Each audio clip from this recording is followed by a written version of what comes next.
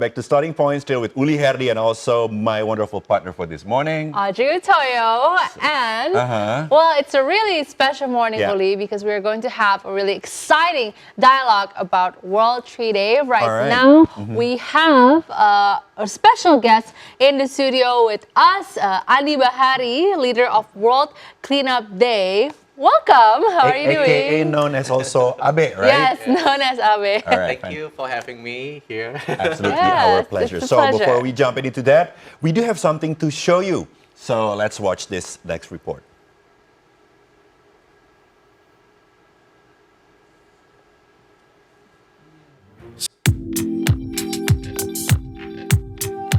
In 1854, Julius Sterling Martin and his wife, Caroline Joy French, moved from Michigan to Nebraska, seeing the areas were lack of trees. The couple tried to invite local residents to plant trees to preserve the environment as well as to beautify their residential areas. On April 10, 1872, Julius proposed to hold a day to plant trees, which was approved on November 21st. World Tree Planting Day was first held in Spain and received a positive response from the people. Arbor Day became another name for Tree Planting Day, which was derived from Latin language. Through the celebration, people around the world are expected to pay attention to trees, which are a source of oxygen for all living things on Earth. It's also aimed to provide awareness and concern for the importance of restoring forests and land resources through tree planting.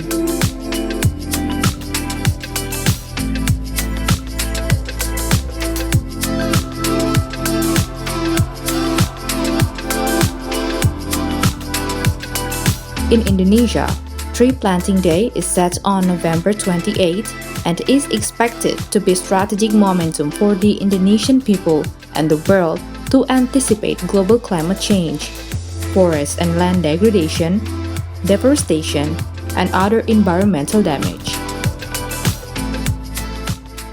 So yeah, World Tree Day, I mean, the environment is absolutely important for all of us. And many people have been actively involved to raise public awareness to help preserve the environment. However, more individuals are expected to take steps to save planet Earth and protect the environment. We are going to talk about it. We're going to talk about the environment with Andi Bahari, as the leader of the World Cleanup Day and his efforts to clean up the planet Earth and to plant trees. Thank you for joining us. Maybe you can tell us a little bit more about your organization before we dive into the topic. Yeah, sure. I'm Andi Bahari. Usually people call me Abe. So I'm representing World Cleanup Day Indonesia. So I'm the national leader. So basically, World Cleanup Day is a day we clean up the trash in everywhere we go. So it can be in city, river, villages, anywhere as long as there's a trash. So we basically clean it up, and this is about people coming together from different backgrounds, community, religions, and races to come together, to join together to clean up, because we believe that, you know, doing cleanups or doing this kind of things, environmental is not about, oh, this is just the government's job or somebody else's job, but it's about we are as a human have to take care of our planet. So basically that's the main thing what we do. How long have you guys been doing this? So this movement actually is quite new. So we're just entering 7 years in 2020. 7 years? Wow. Yeah, Okay. That's not quite new. You've been around for some time. You guys been around 7 years. That's good to know. And then, but for like maybe other movements, organizations that's more, you know, well known, they like have been doing their own issues for quite some time. So we're still quite newbie because, you know, waste issue is something that quite new recently. It's really important. I mean, waste is a big problem. You know, it's a big problem. Yeah, so, what's the inspiration? How did you guys get started into this movement 7 years ago? So actually, it was initiated in a small country. It's called Estonia. Estonia. Yeah, in Europe actually. So it's just a group of guys who want to, you know, helping the planet and stuff like that. So it's slowly growing within that country, and somehow it's become like a national movement within that country. But after that, they want to, you know, collaborate with more countries to, you know, for more people to come on board, because they believe that what they do is not relevant only in their countries, but it's also relevant also for other countries. So in 2018, it become like an annual or global movement For the whole world. For the whole world, yeah. So basically, actually, it was already started in like 2004 or something. It was quite sometimes before. So, but then it was really just maybe national activity like within Estonia. But after that, it's moved globally since 2018. And you were the ones that started it in Indonesia also? No, actually, I'm the second leader. Oh, so wow, actually, okay. there's a previous leader. Her name was Agustina. So she actually the one who brought in this movement from Estonia She started it, to yeah. Indonesia, and I'm just the next. How does it feel to be the leader of such, important organization in Indonesia? How does it feel? Definitely, is a really very.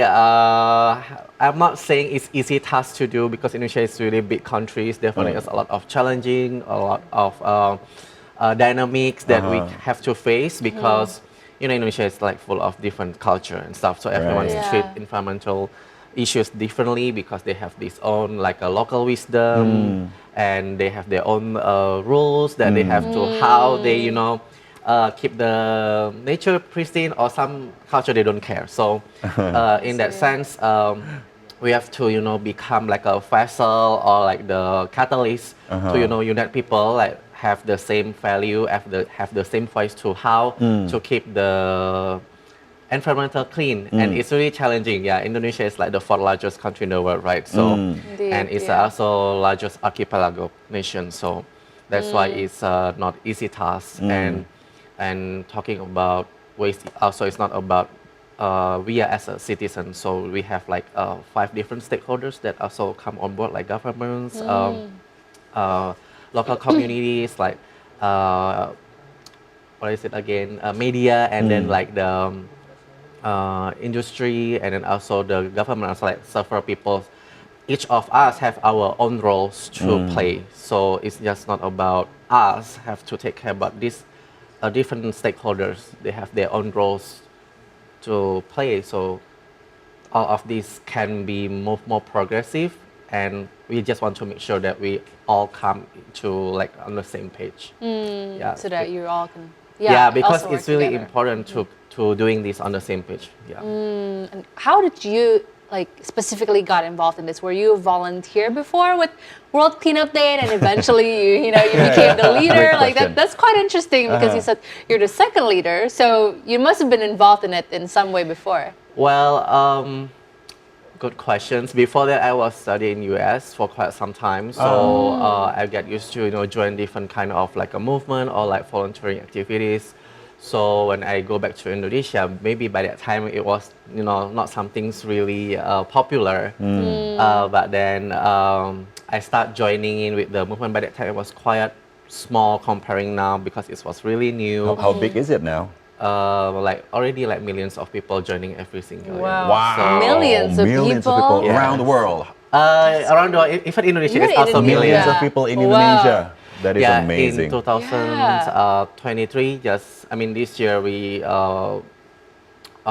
there's 2.6 million people from 2.6 In Indonesia? million. Indonesia alone. That's a lot of people. So what do you guys Wow. exactly do, and how do you manage all these millions of people?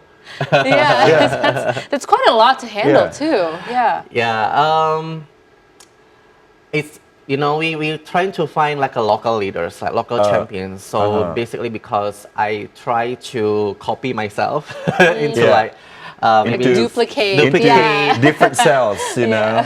similar but different, But not the same. like an amoeba, And So because I believe that this is such a big country, because it's not only about me or like this movement alone, but that I believe also there's a lot of people, maybe in village or like in cities or anywhere in Indonesia, maybe they getting tired of like looking Indonesia as like so dirty and Yeah. trash everywhere. So sometimes they have this like urge, I have to do something, right? Right. But they don't know how to start, and don't know there's no guidelines and how and the step by step how to do it. Right. So that's where we jump in, like to introduce, hey, we have the tools, we have the system, and we can guide you to how to create like a cleanup event, stuff like that. So we duplicate this across Indonesia. Oh, that is very interesting.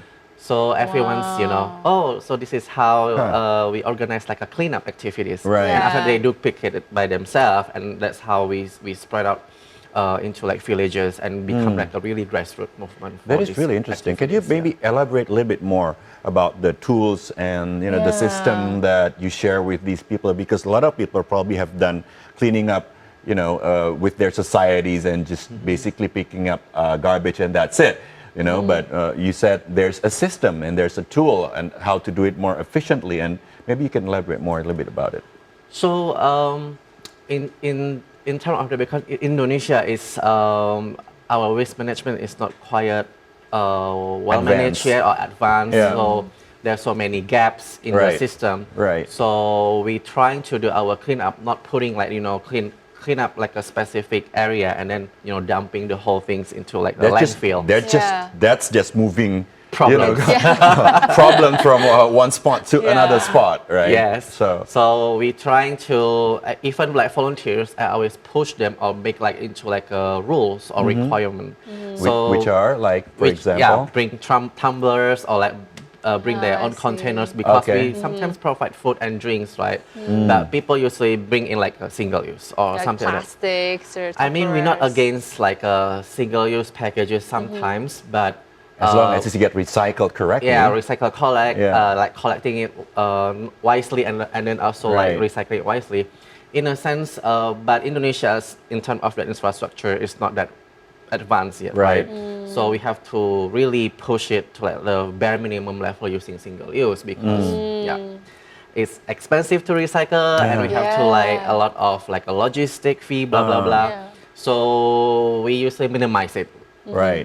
in the locations and then also like the things that we gather from the environment, let's say the river, sometimes we pick up like like aluminum cans, Right. glass bottles or like plastic bottles, like any different materials things. So we usually sort that out and then put it in the different containers. Right. And then we have our partners who also doing recycling with each own specialty. And then those garbage or materials will be disposed accordingly, Accordingly, to yeah. I see. according to the materials. Right. Yeah. That's how we manage that our cleanup is a zero waste to landfill cleanup because we just don't want to move. One problem to another. Yeah, one problem it's to the same so- thing. Because like it's quite trending recently, like Indonesia's landfills got burned, you know, Yeah. and like it's already full and Yeah. stuff like that. Yeah. So we have to be adaptive with the situations. So we have to find like a different way or solutions how to make sure what we do is not creating a new problem. So basically that's what it is. With this amount of people that are doing the cleanups, how do you mobilize the people in order for them to also get to know about World Cleanup Day? Because I would assume, would it be from word of mouth or from social media? Because you mentioned 2.6 million Yeah. people. I mean, that's like quite a lot That's of a people lot of who people, yeah. have learned about this Yeah. and possibly taken the initiative because like they're inspired from your actions. So like, how does this come to be that this organization became so big in such a short period of time? So basically, we work with again like different stakeholders, right? So I believe each of the stakeholders have their own way to see this. Like let's say government. Sometimes they make rules, but it's so hard to implement the rules. Let's say, please stop littering because you will get fined, blah blah blah. But the task force is not there, so Right. people don't. They're not afraid of the rules, Right. right? Yeah. And it's because there's no like a social punishment or they're not Yeah. ashamed of people who usually doing that kind of littering. They don't get caught or they get punished, so they don't care. Yeah. Anyways, so they just throw it. So we work, but let's say just example with government. So we make sure the rules that they publish to the society can be implemented well because. When the society they get used to have a clean environment and just one two people littering, they become ashamed right, with their own action. Yeah. So that's how we work with that's just one example like how we work with government that way. And then also Indonesia is famous for its gotong royong, Right. Yeah. work hand in hand, especially in the village. That spirit still there. Maybe in city it's not a lot unless you go to RT RW level, then Right. you will see it. Yeah, yeah. But then in in the village, how we work like the village head with the bupati, and then so we usually having audience with them. So the local teams visit the local governments, and hey, can you give us like a supporting letters so that to show that they supporting this movement as well. Right. So usually become that because there's letters that say, hey, government also support,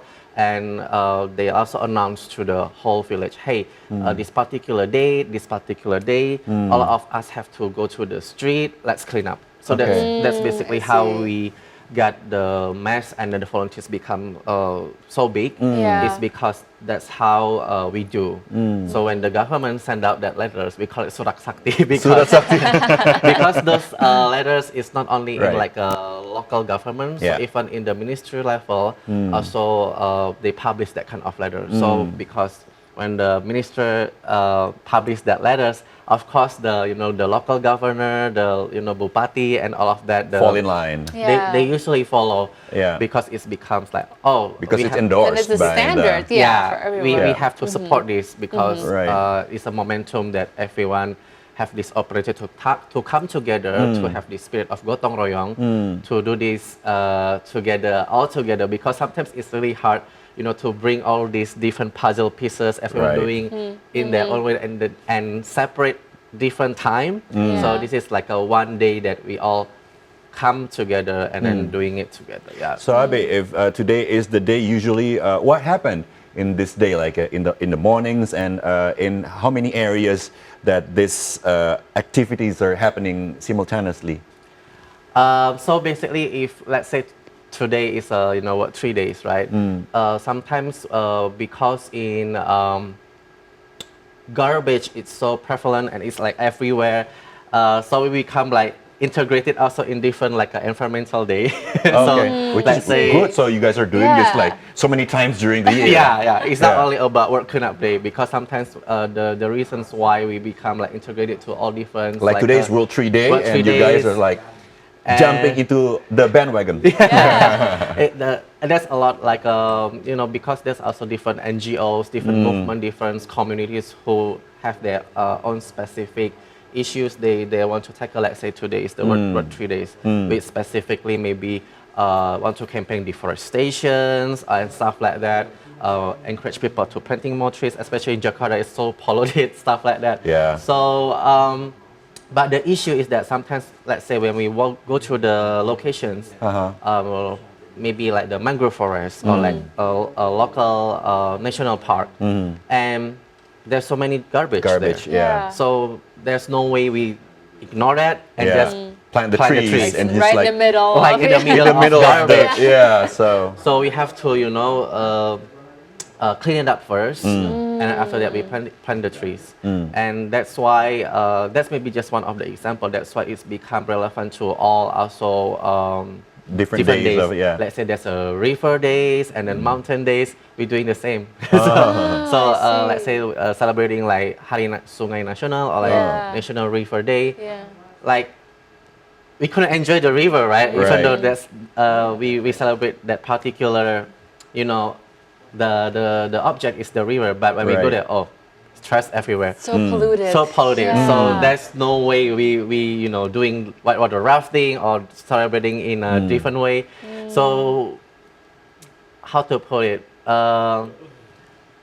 Mau gak mau, like we don't have a choice basically. So we have to jump into the river and then clean it up first, and then enjoy the river. That's also similar with other different celebrations or other different environmental days, and that's how we do it. So we also collaborate with different communities, and that's how we got quite big as well. That's amazing. I mean, like the efforts that you do, I think that they're really noble, because I mean, I would say not a lot of people, especially in a metropolitan city like Jakarta, would be aware of, conscious of this fact. I mean, they know it's there, but they don't have like the intention to actually do something about it. It's the fact that World Cleanup Day is doing this all over Indonesia and the world. It's quite incredible. And I'm wondering, Abe, what do you think are some of the challenges that we still have, especially as a society and community, that hinders us from wanting to keep a clean environment? Because I'm sure you've seen almost all sorts of kinds of places that needs cleanups. However, once it cleans up, I heard that it could happen again. It's kind of like a cycle, and then you have to clean it up again, and then it happens again. Like, what do you think is the most challenging thing that that we need to learn from that? The issue is that's true, because usually when we're doing cleanup, let's say today we doing like a river cleanup. Let's say that's just example. Even in that window period of time, let's say 2 hours or 3 hours spent doing cleanup, maybe that period of time is clean, right? But maybe in the afternoon, there's a new wave of trash. People from, Upper Hill throw the garbage to the river, and then there's a new wave of garbage that flood into the river stream, right?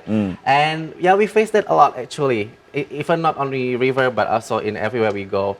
And it's really challenging sometimes, but sometimes it gets really tiring. Like, it feels pointless, right? Like, because it's like you keep repeating this cycle again and again. But the way how I say to the people, like the local leaders, hey, let's if we think about that way, we become, tired of it, because it's like it's never finished, like never ending task that we will do maybe until the end of our life possibly. But let's think about like Mother Nature, or like the earth like a body. Today we shower, tomorrow we have to shower again, right? So maybe that's the mindset that we put to tackle that mindset. We become really tired of doing this repeating cycle, and it's quite effective. And then the other way is like to also promoting to the society to use single use and stuff like that, and stop littering kind of campaign, so people can, put less waste being flooded into, the unexpected locations like river, something like that. Because sometimes people become really consumptive with their own way, like, they keep this shopaholic, but they don't know how to manage the garbage. And that's really important to educate the people as well. So the way we do that, also bring in all these like citizens or these volunteers actually from different, society and backgrounds. So they also join to our activities as well, and that's how they got, sympathize or empathize with the Mother Nature. I used to be a people who littering, and then now I'm joining this kind of activities, so I feel it, like, so after that they become, they stop doing littering after that. So that's usually how we also educate, because it's easy theoretically, like to say, hey, stop littering, but people, they kind of get it, but they don't really do it. They know that's not a good thing to do. It's a bad thing to do. But it's a habit thingy. But it's habit. That's the hard part.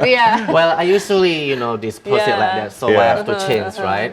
But then when we bring those people come on board doing into our activities, and they have a new perspective. Oh, this is how it feels. And after that, usually that's how we change the people, and we want those people, like millions of people who joins our movement. I'm pretty sure maybe majority of them is someone, even including myself when I was young, is someone who's doing the littering, because there's no education, or there's no proper knowledge, or someone guide us to really show the way, or really implement that into our life. I know in the elementary school, there's always about dia orang buang sampah sembarangan, like stop littering, but it's just signs. It's just a sign, on the wall, but that's it. It's just a slogan. So it's not only about cleaning up physically the environment, but also changing mindsets of people that are being involved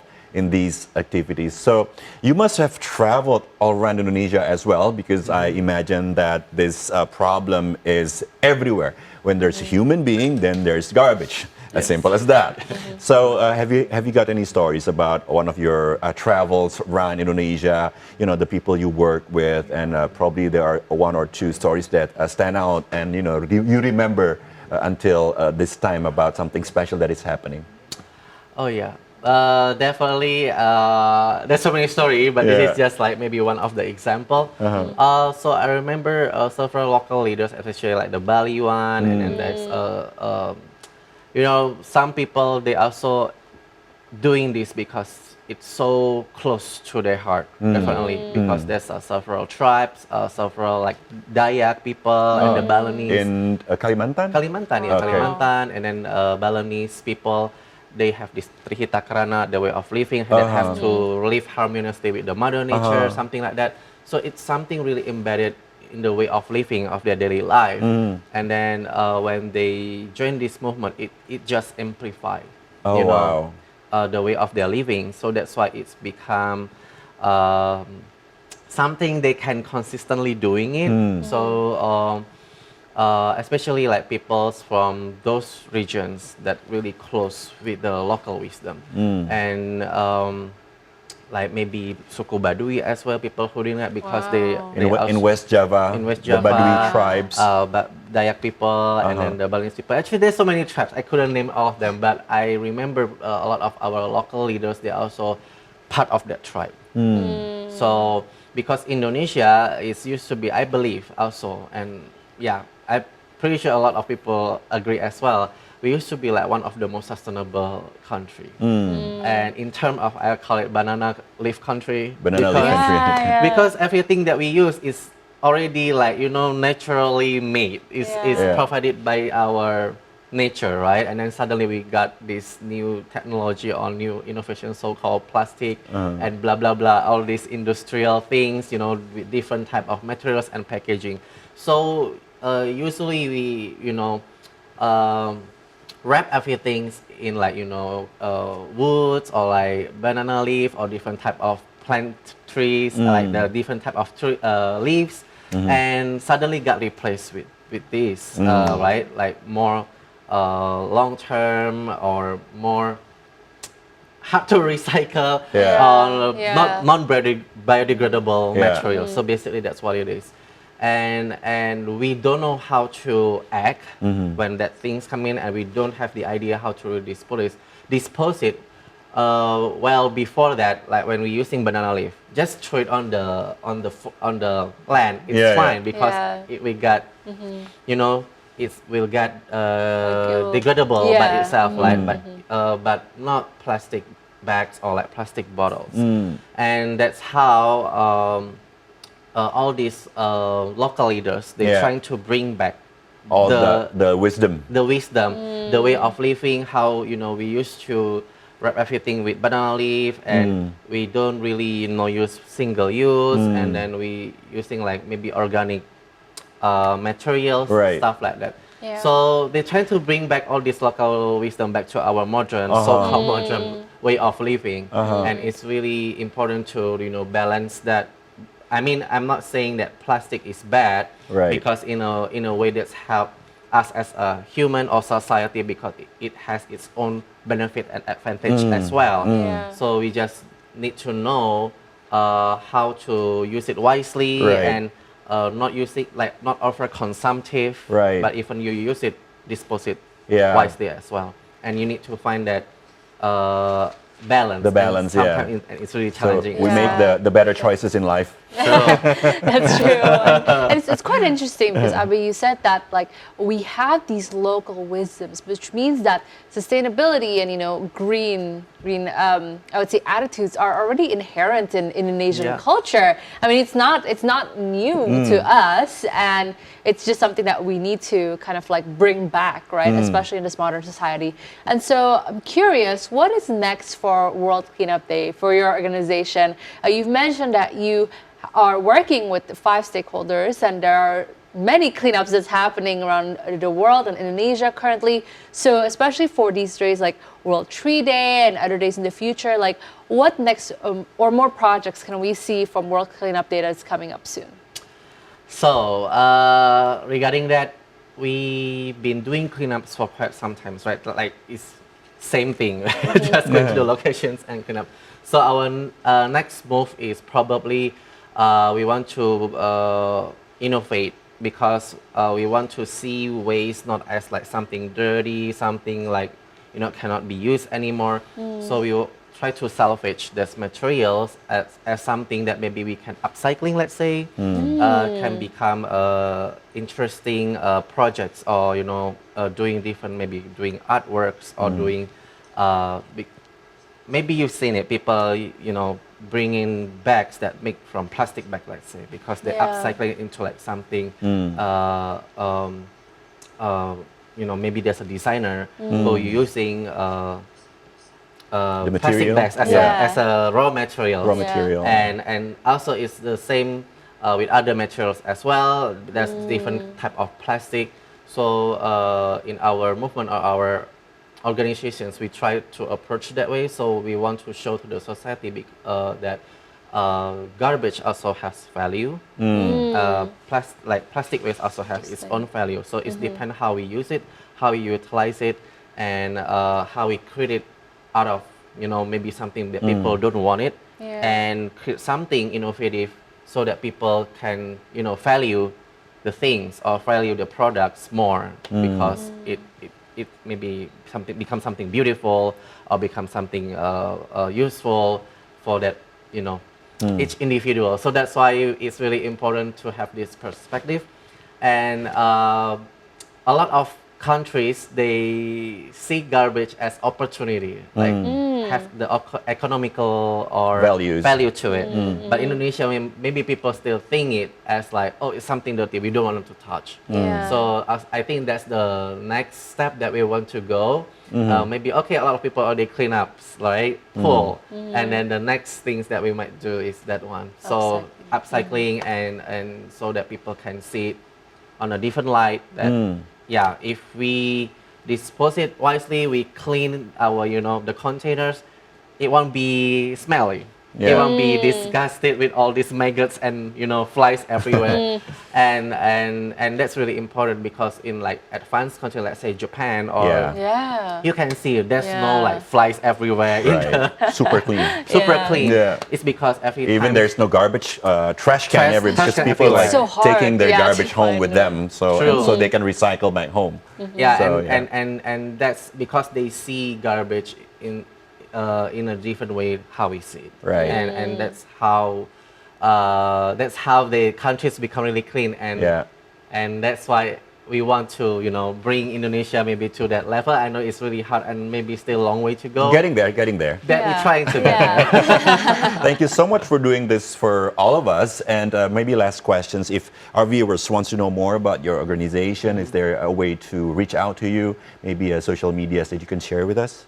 Yeah, so if people want to join or know more about World Cleanup Day, definitely can find us at World Cleanup Day Indonesia in our Instagram. So just DM us and we will greet you there and see what we can collaborate. Maybe you want to become like a volunteers or want to be like a core team, part of core team. So you want to have organized different cleanup activities. Fantastic. So just slide into their DMs Slide your DMs. Talk more about it.